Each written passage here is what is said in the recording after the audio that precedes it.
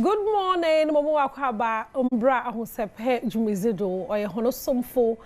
the Fancy Doll, President for the Brothers and Sisters Association. We don't like I expected that imagine on nice dressing and cash and I but fat as a. Now, Mamma Caracel songs, you know, I come up, Papa, what's to me, Manu? What's in your album now? Or Chima say, or Hana, or Manum Ning a hater. Oya nyumpa pe bia biom ti na ya last chance enyi Mr. One enyum na ya kama papa nti no mama acknowledge nyum no na montie do matna si because me nkomo twetwe a oye homo ye da obehia papa so na bi no ho kra no the weekend a wo baby was won tirfa ni baby ko so pe baby akọ be kiro there's a weekend ni be ye asasa mama weekend no are very exciting am papa onunti na matna say na one fold ministry minima say izina na metwan papa peneza da mukofo no wa ba hadida na woye the apostolic church Ghana afo konastafumba na aza woye wa asafo no munye de wotwasene waya do da bi pa sini bi o premier wona so ye ho na sisi am nyu kese was what foforo kra ba na izina da do kra na okuman chada some pulpit no si wona kasa some wechi and some with them pulpit nature and kasantino young and vibrant youth for na waka won ha bom na we could chat fine I was Abraham mo trailer no ho no mo ma hwe na so no mo bi wa ha de intino mama mo na akwa na ye mi se bisa wona menze na ade intino mama nche ho good morning but what was in the sun bom biom from Richard aha I'm so from Billy intino I don't know more Richard wo mention na Billy wo mention the apostolic church for once and one fold film ministry hey why are those? And Mamma Academy admire as a warrior and a papa. Cause in that sorrow no, wabe iku kese papa. And yesterday you youthful woman, yabe ye and yaman can crib a woman when you can so no. Into no say if film and as a castle no be ya. Ye be use Yamisha one papa. Woman one be your castle in Biana. Hey. No, why a guy? Why a guy, Papa? Congratulations on come on. Behind the pulpit, but before that, no. About the pan, wash one on crane, Mawotum na warrior for me back to back them. Okay, but there, yes, check say my way, wash your phone, one of tea, and so it didn't share my one say, my papa, Yamisha, amen. Na one industry where I did. Now, most in the Esha, at a cry, you when you're there. Kofu bi wo ha e ka che wo de won ko chapel mpo a won ko na wo hu chapel ma me fan as hard copy enti ma wona wonwe ba e ma won soft copy na ono che the movie or entertainment ma won at the same time so as some ma won enti e yem ma they are more subtle to listen and to watch ono nti na ye pede fa movie another cinema na ezi kan yakopon asem and ono so kwechi because I made be preach wa chapel nkofa do na obeti na obeba no wosa ba ebetum de movie to YouTube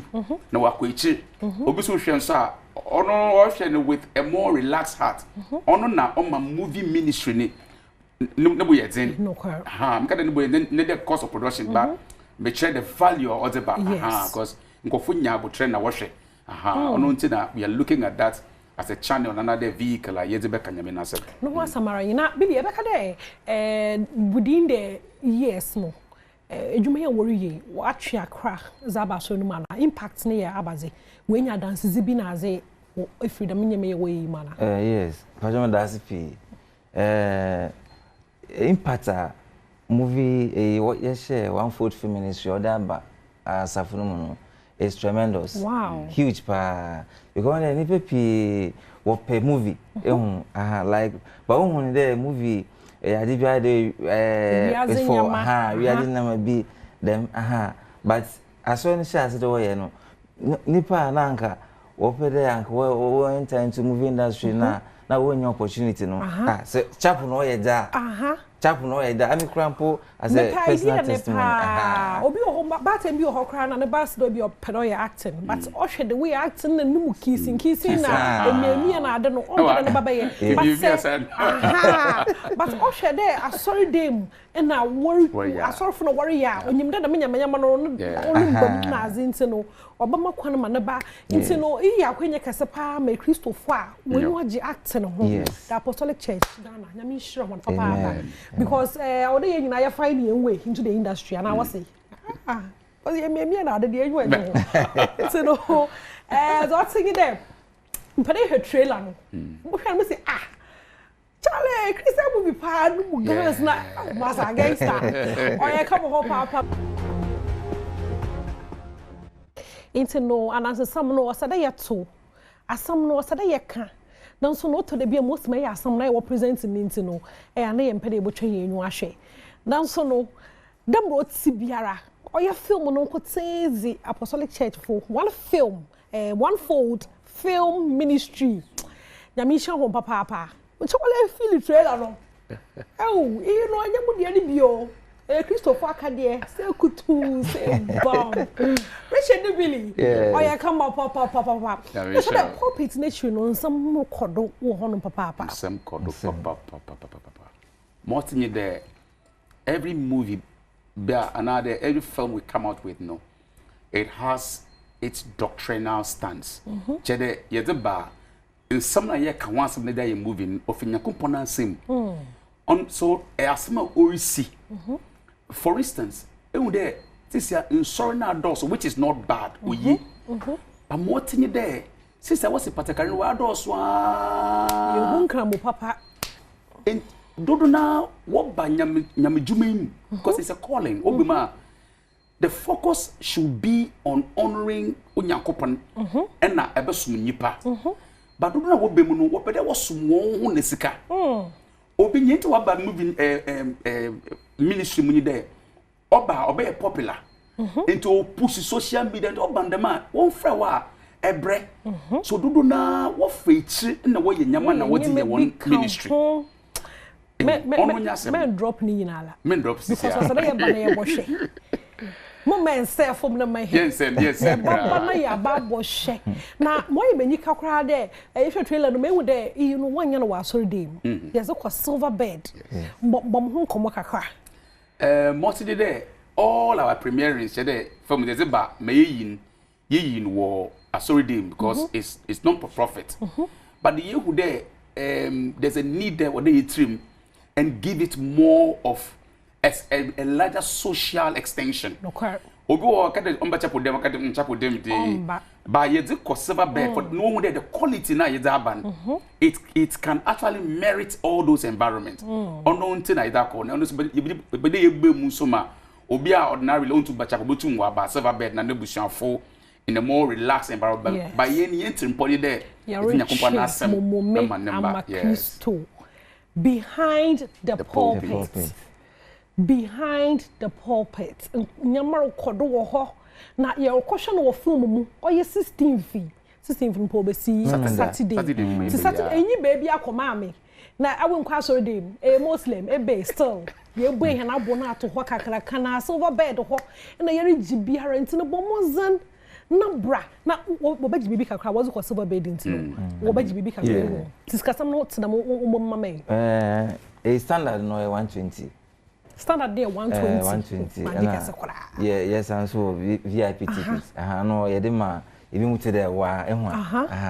dem roba ya you so ye baba betechi mo wa solid push no heavy ozi quite ready sis ya mo fa mo we thank you it is a film who there Clemento Suarez wom and ajete anan uwom why your TikTok yi mu nyina wo no se shew na one youth for no another so funi bi e ka film no yes oh the mehu in fact GPCC general secretary ono so ka ho en kasa ye no president po apostle Dr. Eronamina ono so ka ho na ya so for kese nyina is a non-denominational so you boim chede once our Christendom no nkotende e betum to be part of the ministry. Oh yeah, me dey o de he na nyimi tina yi baby akọ tina a Christopher can form. But yempene yenko tie bohwe tie that ko Silverbird dem roba yebo e kwana to honom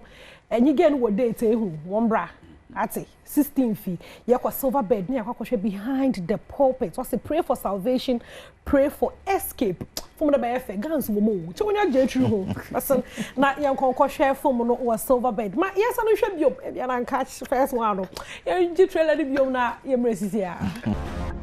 eh from the befe Nikki Simona's womb, Kwesi official womb. Now why a red carpet so the crowd let there. Yes, sports. Yes, for you try picture. Yes, sports. Yes, try picture. Since also the member here woman okay the prophecy here, prophecy there. In Kofu you very unsettled. Me sure that by now be crowd no. Waka tell prophecy business no one pay me say nyakopon the prophecy. O free nyame ho ana do free nyame ho. It's no one feel me what about the right time papa dem obey your bobo he na enwa ye number na so mama last wait ati mampede me kan there for us as those of us in the Christian Christopher any Christian yumpa but especially Christopher don't be in a haste for signs and wonders okay but e wo twade e hwe hunhuma ota de medwumedi nature onu no hia and ye hear the spirit of discernment ye dem a e betuma nya answer but the answer is not from God obetuma den wu about to me ka check Christopher there let us pray for the grace for discernment say obi yada you move beyond ada wa yen maybe say there e be hunhum no ta nature ono no hia yin pa and this movie exposes all Billy wakakra ba kara am so kakra mpere me count there Christopher ayaba I have place there obi anya gidi ono anu there is nyankopon asem na gi nyankopon dia it's your freedom and for ensure so fu bi ma na obi mu nti wombra remember Silverbird Accra 16th na wombra na wombe hwe bia live and finally no me peda me wish me wife and no di ni birthday nti belated happy birthday to you Mrs. Hannah Donko Mrs. Hannah Donko happy birthday kesepa free here you tine he nyina Adom TV fu nyina ye mo happy birthday ati ye go Kumasi so the mehu yeah obaka koye bi ho yes premiering in Kumasi September 6th I me want to amen no want to know but you bezu kwa na echi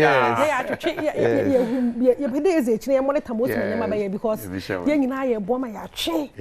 ko fuza break Christ emfa bia la nkwa asolda hey sister evangelism ye wo ka efa bia nkwa na wo we yo we stubborn for me nkwa film ati 120 pe man kwa VIP I would just standard 120 na basin my kwa Silverbird or Saturday yi na yenko hwe so be red carpet dress kama na keke gina do ho no mpanyifo ya mi hye ho papa with the one ase yensan hwa kro nka wana o trailer lo to mom o asamari ya ebotum na akọ na before amosoro akọ no na Thursday into no mumbo throwback crowd minimize sasa akọ de na akọ trigger them feeling ni wo mumu because and paying na I'm sorry no my uncle every cancel and an adjuno meeting papa and the mama celebrating no konkodo the golden voice of Africa papa ni too much na the time no na enyum no wo ba bit ngote 1 minute na ya to nyum le kakra na ya kasa kakra every cancel ngote and was no nyum to ananse sam o he del wo yehom na most mobile mpo ba ka sam no na the words o be use na mu asro sam uncle every cancel and they pay my feel kakra e was some na doze 2022 ankwe am kra jaman free and some enti no enda no me pede me celebrate na kakra adwuma wa ye adwuma so papa ke nyum Moses but wa ba no do the menyum no Juliana atia Juliana mpo me ke pa de oncheli bia mpo onye obo e remix oh Julia only your voice only your anyum no ya come papa enti no me celebrate ebi cancel kakra intete no nyum kakra intete atia na ready also there apetesia na we kwa atia yente na yembra I will pay you tomorrow every cancel me shop others or the number one or 10 because my friend papa wa bobra wa yejuma suma mo mangana into no otwa there ye kwe ni chira yetum na ye care no tinde ane pay manku ana mo fa e bi kwento na ma ken o kwan son kodo nyumo zo amahin papa e be ke oh Juliana oh Julie bottom power shege o fontu mom aba mo fa e bi kwento enye no wabo brambo man Ghana na zo ozo nyumo yenye dey was a kind of politics ho kasa for don ho bibiara osade obi oka ho asem biara no ozo nyumo kan no nsuro bia ataza kete nyumo no ho asem wom ekuti akra no abo kakra inti no aha na meza Ahosepe no mizi base Richmond mo producer nyamisha no papa na and that's the camera na chineze oba one Tina ono na ogina echi or bibie gu kama pa na tina jina na echi za jana ono he fanti to the power what I say yeah bibia clear na happy birthday nkoma ASP Faisal Abdul Rahman also on your special day I want you to know how grateful I am to have you in my life. You are not just a friend but a brother, a partner in crime and a constant source of laughter and support. Here's to another year of adventures, making memories and living life to the fullest. May your day be as awesome as you are. Love you, bro. If you Richmond Honum. Hey, Richie, na to me joke come be mom them do. So no, Richmond say more happy birthday ASP Faisal Abdul Rahman. Rahman, Anna, his name and Rahman Ofancham. Na happy birthday to you. Nyame in your kesiati. Because there be a kesepa. So Richmond also was no doing Nara or Romo. Most of them are Juliana no mo farmer ASP na Richmond. Mo find channel. Into no ASP say what's what we handles no Juliana no. I will birthday song fatty. Na song style baby. Since I raise the macron on Yami Haduma Yebasana. Ishia.